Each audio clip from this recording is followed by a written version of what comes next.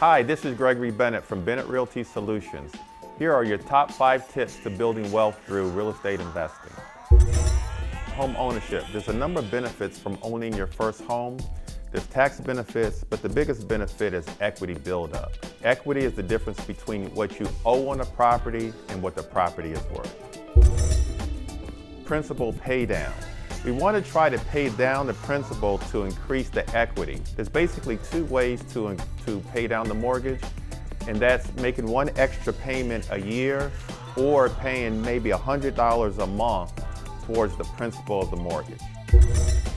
Buying your first investment property. With the equity from your first property, you can either buy another property, your first investment property, or scale up and buy another property to live in and keep that first property as your investment property.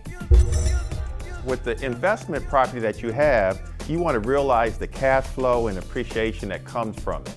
Your cash flow is the difference between your expenses, including mortgage, and the rental income that you're receiving from your tenants.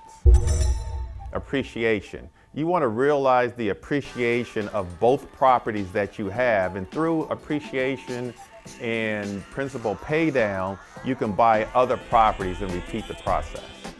Make sure you check us out June 9th at the WHUR Achieve and Protect Your Dream Home Expo.